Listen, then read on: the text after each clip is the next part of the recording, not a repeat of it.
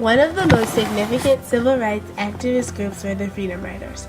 The Freedom Riders were an integrated group of civil rights activists whom decided to test the validity of the Supreme Court decision of Boynton v. Virginia by riding interstate buses into the segregated South. This case outlawed racial segregation in the restaurants and waiting rooms and terminals serving buses that crossed state lines. This group of activists fueled the fire that drove the intensity of the civil rights movement and propelled it to move forward through the 60s.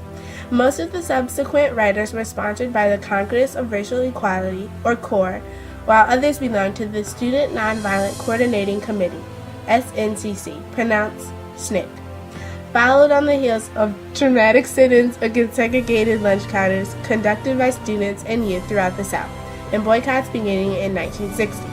The Freedom Riders called for the national attention from all parts of the United States. Although they were arrested for trespassing, unlawful assembly, and violating state and local Jim Crow laws, along with other alleged offenses, the activist group persevered in order to drive the civil rights movement and create a country that could be united because all of its people are working towards a grand yet widespread ambition. Although the Freedom Riders conducted countless rides, the more prominent is the second journey of reconciliation that has 3 prominent instances. It stems from the initial journey of reconciliation organized by CORE while Harry Truman was president. During this ride, the Freedom Riders met with heavy resistance when they rode into the South and many were arrested. Hence, the journey came to an end, proving unsuccessful. However, when John F. Kennedy was elected president, he was widely supported by the black community, but once in office, he proved less committed towards the civil rights movement. Therefore, CORE decided to challenge JFK's commitment to the movement by calling for a new journey of reconciliation. The ride consisted of an interracial group who would board buses destined for the South. The group expected to meet resistance. As CORE President James Farmer said, "We felt we could count on the racists of the South to create a crisis so that the federal government would be compelled to enforce the law. When we began the ride, I think all of us were prepared for as much violence as could be thrown at us. We were prepared for the possibility of death." On Mother's Day, May 14th, the Freedom Riders split up into 2 groups to travel through Alabama. The first group was met by a mob of about 200 angry people in Anniston. The first bus was stoned and the tires were slashed by the mob, and when they attempted to escape, it was firebombed. The fate of the other group didn't take a turn for the better either, since it was greeted by a mob in Birmingham and several riders were beaten. Public Safety Commissioner Bull Connor claimed he posted no officers at the bus depot because of the holiday. However, it was later discovered that the FBI knew of the planned attack and that the city police stayed away on purpose.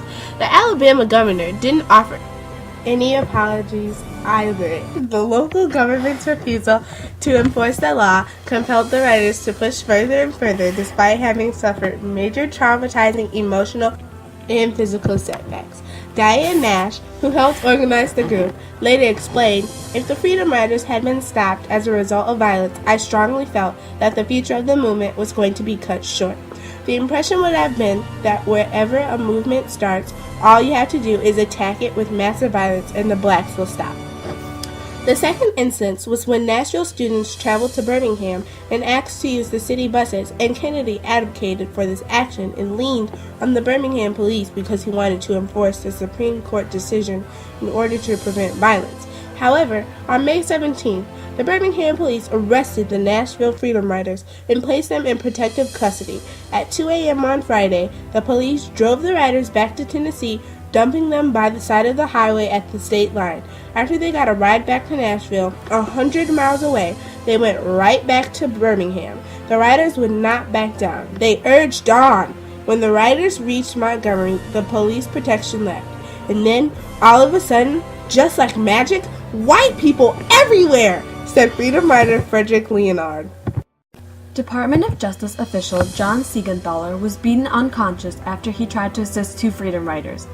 At last, Floyd Mann, the director of public safety in Alabama, called in state troopers, and when news reached President Kennedy, he was shocked, and therefore decided to send in federal marshals into the city. Then Martin Luther King flew to Montgomery to hold a public meeting. Thousands of whites surrounded the church in which he was speaking, and the National Guard had to be called in so that the blacks could leave safely. The third destination of the Freedom Ride was Mississippi. The Freedom Riders were expecting another attack of violence, and therefore the riders went into Mississippi with a large amount of protection.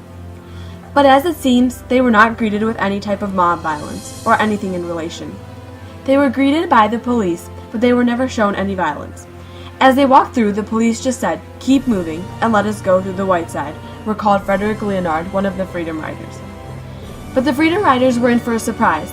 Feeling triumphant, the Freedom Riders walked through the white side of the terminal, basking in a glow of victory. But what they didn't know was that they were being led right into the path that led to jail. President Kennedy and Senator James O. Eastland made a deal that as long as there was not any violence put forth in the riders, Kennedy would not employ federal troops on the mob. But this put the riders under the mercy of the federal courts. Many groups of riders came to Mississippi, and all of the groups were arrested. Although the groups were arrested, and this act was in compliance with the government, more riders were soon on their way and began organizing a second Freedom Ride. These individuals could persevere through anything, and would strive for the equality that would be ensured by the government. And after this deal was made by the government officials, they were even more determined than ever before to thrust the civil rights movement forward. The Freedom Riders never made it to New Orleans. Countless riders were imprisoned, and several were traumatized from the beatings they received.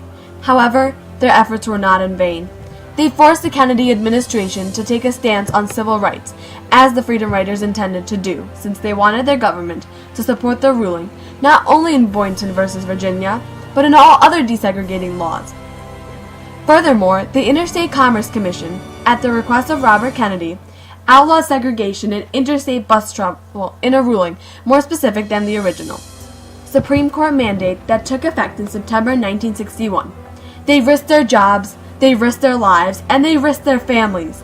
However, they stopped at nothing, not at the beatings and not at the murders. They chose to fight for the rights and the equality of the people of the United States of America. Overall, and against all odds, the Freedom Riders prevailed.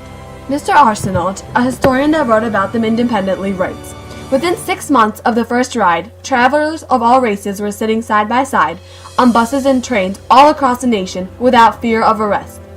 The white and colored signs that had blighted the walls of southern bus and train stations for decades were gone. The nation's major civil rights organizations had undergone significant transformations, and the Justice Department had pushed into a deepening engagement in civil rights matters.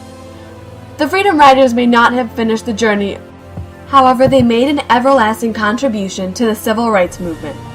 They moved through the heart of the Deep South and simply acted as though segregation no longer existed. Because they did, it no longer does."